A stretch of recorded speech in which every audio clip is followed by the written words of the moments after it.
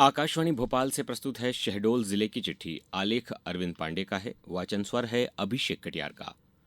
शहडोल जिले की चिट्ठी में सबसे पहले बात जनगणना 2027 की। शहडोल में जनगणना का पहला चरण शुक्रवार से शुरू हो चुका है। प्रगणक घर घर पहुंचकर मकानों का सूचीकरण कर रहे हैं। आज से नक्शा तैयार कर मोबाइल एप्लीकेशन में जानकारी दर्ज की जाएगी। जिला जनगणना अधिकारी सरोधन सिंह के मुताबिक जिले में 1989 HLB बनाए गए हैं। इस पूरे काम के लिए 1054 प्रगणकों को प्रशिक्षित कर मैदान में उतारा गया है, जबकि 1777 प्रगणक हाउस लिस्टिंग का काम संभालेंगे और 177 को रिजर्व में रखा गया है। भीषण गर्मी और लू के खतरे को देखते हुए जनगणना कर्मियों को हेल्थ किट भी दी जाएगी, जिसमें ORS घोल और जरूरी दवाइयां शामिल होंगी। अब बात करते हैं मौसम की। जिले में पिछले 4 दिनों से तेज हवाओं और अंधड़ के साथ बारिश का दौर जारी है।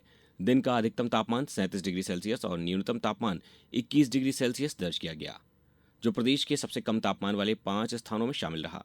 मौसम वैज्ञानिकों का कहना है कि ऐसा मौसम अगले 2 से 3 दिन तक और बना रह सकता है। इसी के साथ जिले में पर्यावरण संरक्षण और महिलाओं की आय बढ़ाने की दिशा में भी काम तेज हो गया है। हर विकासखंड में मां की बगिया तैयार की जा रही है। मनरेगा योजना के तहत हर ब्लॉक में 100 बगिया बनाने का लक्ष्य रखा गया है, जिसके लिए 608 हितग्राहियों को चिन्हित किया गया है। जिनके पास आधा से 1 एकड़ जमीन है, वहां फेंसिंग कर फलदार पौधे लगाए जा रहे हैं। हर बगिया पर करीब 2 लाख रुपए खर्च हो रहे हैं। पर्यावरण संरक्षण की इसी कड़ी में धनपुरी नगर पालिका ने भी एक नई पहल की है। शहर के 5 स्थानों पर बैग वेंडिंग मशीनें लगाई गई हैं। इन मशीनों में लोग प्लास्टिक की खाली बोतलें डालकर बदले में उपयोगी बैग ले सकते हैं। अब बात करते हैं सेहत की।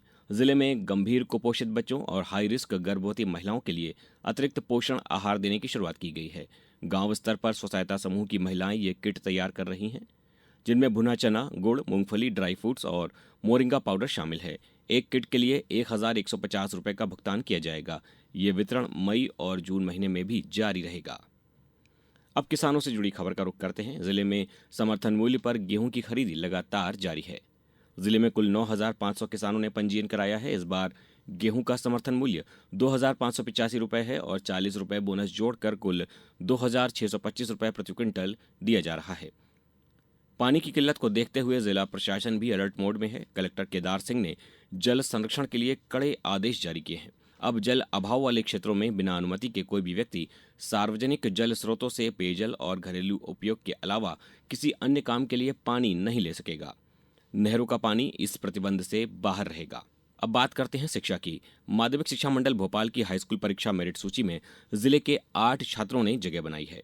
ब्योहारी के योगेंद्र सिंह परमार ने 500 में से 497 अंक हासिल कर प्रदेश में तीसरा स्थान प्राप्त किया है। वहीं श्रेया साहू ने 492 अंकों के साथ 8वां स्थान तथा आर्यिका नामदेव और नेहा सिंह ने 491 अंकों के साथ 9वां स्थान हासिल किया है।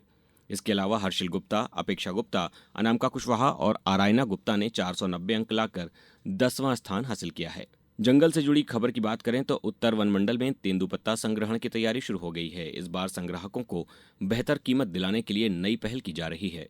अब प्रशिक्षित युवतियां गांव-गांव जाकर संग्राहकों को सही तरीके से गड्डी बांधना और पत्तों का चयन करना सिखाएंगी, ताकि उन्हें उनकी मेहनत का पूरा दाम मिल सके।